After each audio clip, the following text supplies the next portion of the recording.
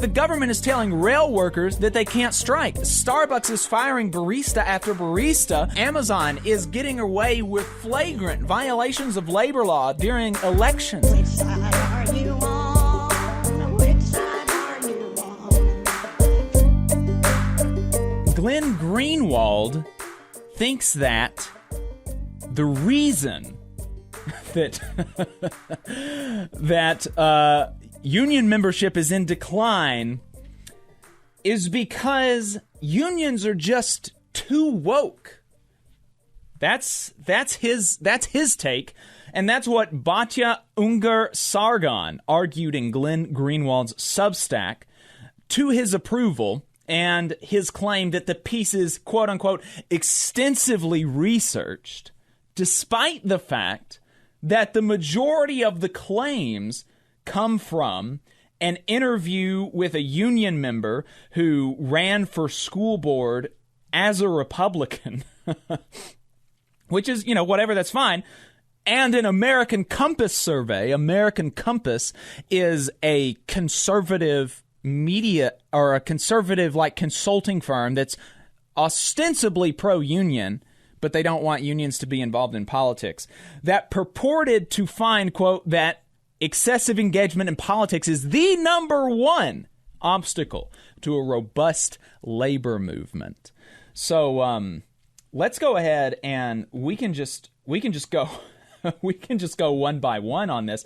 They quoted a lot of people in this about the value of unions and about what their union has done for them, and about how there was this one guy who is a Democrat who, it's funny that the only actual Democrat that they talk to in this piece is an example of what they say the unions do not do, right? So the only quote-unquote Democrat, the only left-type woke person that they talk to in this whole piece is a guy named Tanny, who is a Democrat, but who makes a lot of efforts to reach out to his Republican members and not alienate them and make sure that, they know that he's fighting for them just like he's fighting for the Democrat members or whatever. And so he's the only person that she talks to from this persuasion. And then she talks to some other people who talk about the value of unions generally. And then there's this one guy who's a Republican who ran for school board who said that his name is Jeff. He's a pipe fitter, and he says that unions are too woke. And he says this is a quote from the article, for example, in the pipe fitter trade, there's a tool called a nipple that connects different pieces of pipe. But as part of what Salovich sees as progressive pressures on leadership, the word nipple is now verboten. And if you're caught saying it, you'll get reprimanded by your boss. Which is insane. And she references nothing else to back this up other than the guy who said this. And so this is something that I'm like, there's no way this is true. And Dave Camper on Twitter, he found a pipe fitter contract, like a collective bargaining agreement that refers to nipples in the contract language, like how they're supposed to be used and things like this. And so this is the only anecdote that she has that's very easily disproven that nipple is a verboten word in the International Union of Pipe Fitters and Allied Trades. I mean, this is just such a silly thing to allege when you can just go and talk to another pipe fitter. There are thousands of these people. Just talk to another one more, and they'll be able to tell you that this is nonsense. The other thing, so that was one thing that she pointed to. The other thing that she pointed to is, like I said, an American Compass survey that found that they purported to find, through research and polling and things, that from the American Compass survey, quote unquote, excessive engagement in politics is the number one obstacle to a robust labor movement. This is the results of the survey that they were pointing to. They commissioned a survey. They got results From the results that I'm about to tell you, they concluded that excessive engagement in politics is the number one obstacle to a robust labor movement. Let's go number one. By a 3-to-1 margin, potential union members say they would prefer a worker organization that focuses only on workplace issues to one that is also engaged in national political issues. Okay, so here we've got a worker's preference for a worker organization that focuses on engagement about workplace issues. Okay, so we have acknowledged, let's even stipulate this, that there are no issues with the polling, there's no issues with the way that the study was worded. Let's just stipulate all that. All we've got here is a preference for a way an organization ought to run. Not saying I will not be a part of an organization that runs in a slightly different way. Not anything like that. It's just, this is a preference. Okay, let's go to the second one. When asked how important various activities are for a worker organization to pursue, potential union members assigned half their weight to collective bargaining and providing training and benefits versus 3% to politics. So here we've got just another expression of preference, to which they said in their own, in this study, the research, the survey is saying that 3% of a union's time ought to be devoted to national political issues. Okay, so we're just lodging worker preferences. We're not talking about obstacles or anything like that. Let's go to number 3. Only 35% of potential union members not already in a union said they would vote for one, which is roughly equal to the 34% who are undecided and the 31% who said they would vote no. The top reason for voting no is union involvement in politics. By contrast, fear of retaliation is the reason least cited for voting no. So here is something that we could say that this is potentially an obstacle. Right? Here we've got something that's actually potentially an obstacle. But the only obstacle is that the people who have already decided that they're going to vote no, only 31% of the population, the people in this 31% that we're looking at, they have already decided, I am voting no. I am voting no. That a plurality, not even necessarily a majority or a supermajority, but a plurality of the things that they're pointing to for a reason that they're going to vote no, this minority of workers, is that unions engage in politics. And you know, frankly, if there's like 10 to 15% of workers who just will not vote for an organization that devotes some amount of time to advocating for the issues that their members care about on a national stage, like, is that actually the number one obstacle that workers face in this country? That workers face to organizing their workplace in this country? That's just insane. That's insane. Like, getting those 10 to 15% of people to vote yes, that is simply not the most pressing issue for organized labor to address. It's simply not. It's simply not. Getting this minority of workers who are already predisposed to vote against a union, getting them on our side is simply not the top priority. If you're in a workplace and you're talking to one of these workers, I'm not saying to immediately write them off. If you're in a union and you represent one of these workers, I'm not saying that you shouldn't represent them well. You should do both of those things. You should talk to you should talk to them if you're organizing your workplace, and you should represent them well if you represent them in your workplace as a union steward or as an officer or as a staff representative, things like this.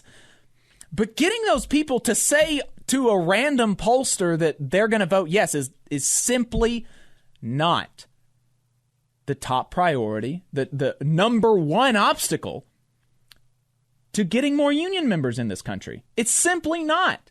It's simply not in a country where we have where the government is telling rail workers that they can't strike, where Starbucks is firing barista after barista after barista for organizing their workplace, where Amazon is getting away with flagrant violations of labor law during elections. That is simply where it's difficult to even get a union election, where people don't know where to start, where people think that unions are illegal in their state. I still have people today who come to me who say, I thought unions were illegal in Alabama. Getting people who hate unions to vote yes, who think that unions should never get involved in politics, is simply not the number one obstacle to winning union elections. It's simply not. And to suggest that it is absurd. It's absolutely absurd. Well, the thing that makes me suspect about this poll is that the top reason was in unions' involvement in politics, and the last reason cited was retaliation. And I think that just doesn't match up with the real-world experiences. It certainly doesn't match up with my experiences trying to recruit people. Retaliation is going to be a much bigger fear for folks to getting involved in a union or to bring a union in than, the political candidates the union's donating to. And that's not to discount that that's a legitimate issue. You and I have talked about this on the show. We've talked with Hamilton Nolan on the show about national unions and how they have been overly loyal to the Democratic Party at the national level and often given these contributions with very little to show for it. I think those are all legitimate issues that we have to tackle. But the deck is stacked against bringing in a new union, and the deck is stacked against having a powerful union where it already exists through a series of broken laws, through a series of reactionary judges, through the sheer disparity in wealth and resources. I mean, when you have billionaires such as Jeff Bezos and the companies they own, they can blow millions of dollars in hiring union-busting attorneys and fighting union campaigns, and it's chump change to them. It's meaningless to them. Jeff can find that in his couch cushions. Right. So, I just don't see that as being a legitimate thing. It can be a problem, but the thing about the labor movement that is so valuable and promising is that we can cut across political divides and unite workers around issues of real material interest. And that's been my experience. Yes, I've had people tell me, no, I disagree with, the union backing Hillary Clinton, or I disagree with them being pro-choice. Those are common things to hear in Alabama. But I've also had people who are Republicans and Democrats and, folks independent of both of those, all united on the same page to make their lives better and their coworkers' lives better. Right. That's the potential of labor. So, I think you're getting too far astray from what the labor movement can actually do. Yeah, exactly. It's just, the methodology for deciding this is absurd.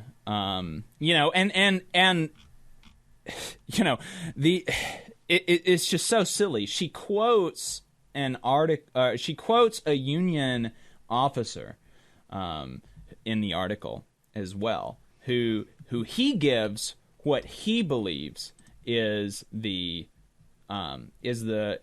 big reason for unions having difficulty starting and winning elections. And then she just goes on to give her own prescription when she obviously knows nothing about, you would think that the people, you would actually talk to the people who are organizing unions, workers who are trying to form unions to figure out what the biggest obstacle is. But no, she's just going to go to a right-wing think tank.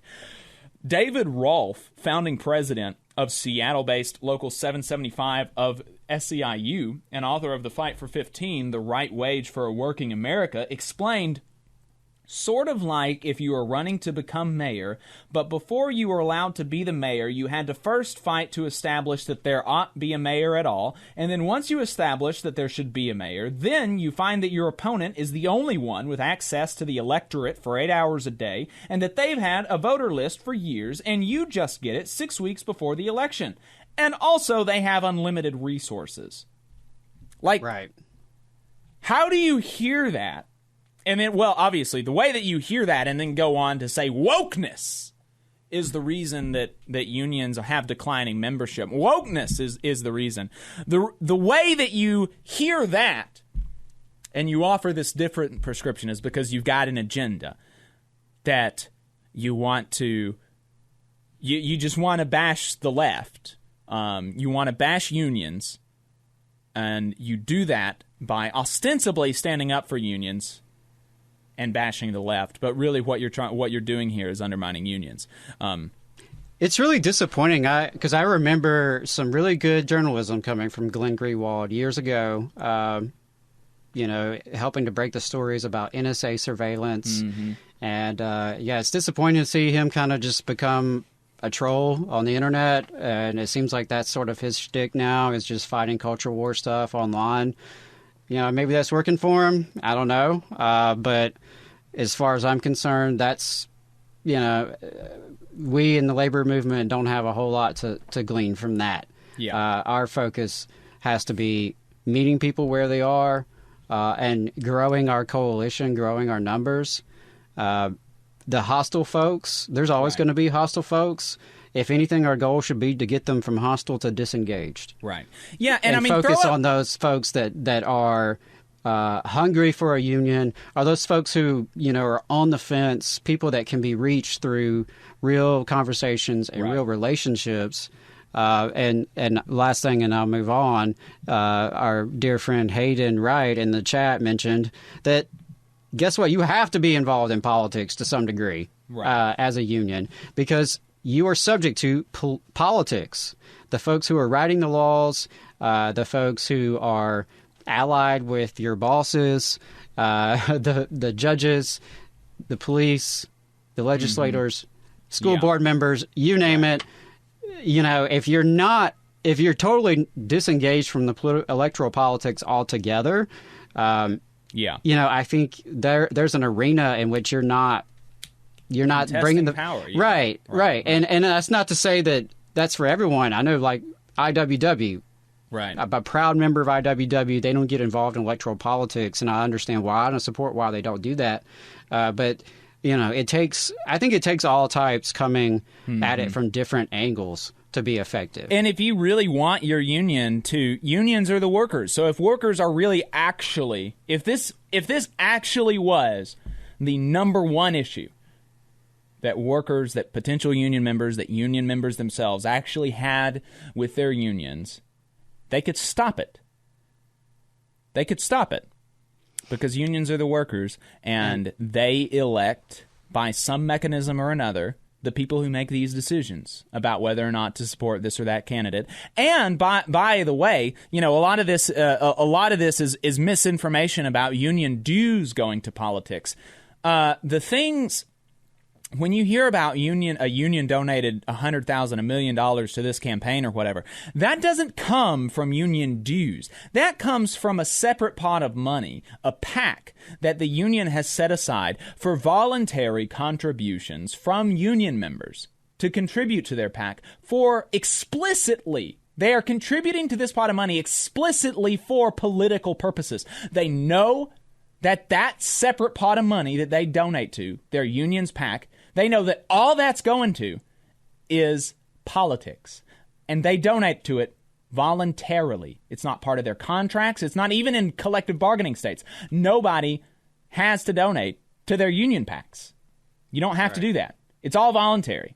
So if you do that, you're going in with your eyes wide open. So people they just don't understand. They just don't know, or they want to misrepresent it. But throw that tweet up from that fella about who he would help forming a union in his workplace, because this is actually the attitude that every single, I have not ever met a union organizer that has an attitude that is different than that, which is, he said, I would organize. Let's see. Let's go to that. Let me pull that tweet back up. I would help my worst enemy form a union at their workplace. If you're my worst enemy and you're being mistreated at work, hit me up.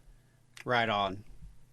And that's exactly right. Like, I do not know who Glenn Greenwald is talking about when we're talking about these people that are trying to, and Matt Yglesias talking about unions need to even represent folks who have traditional norms on gender or whatever. They do. Like, I don't know who they're talking about when they say these things. People do that.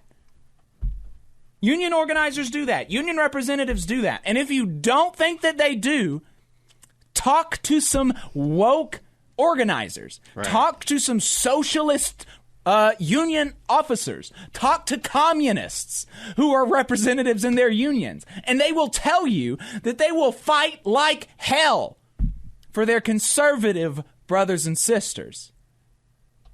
But you're not going to know that if you just want to write an article about how wokeness is bad. Right. So. Do better, Glenn. Do better. Glenn. And stop pretending you know anything about the labor movement. Yeah. Because I don't think you do. Yeah. There was another tweet that I didn't prep for graphics that said union organizers, something like union organizers don't need op-ed writers telling us how to organize our workplaces, and that's exactly my thoughts on that. You just saw a clip from the Valley Labor Report. We are live every Saturday morning from 9:30 a.m. till 12:30 p.m. And we pride ourselves on keeping all of our content free to everybody so that we can talk to as many working folks as possible. If you support the work that we're doing, you think that it's important, you think that it's good, then consider making a monthly contribution to the project, and you can do that on our website, tvlr.fm.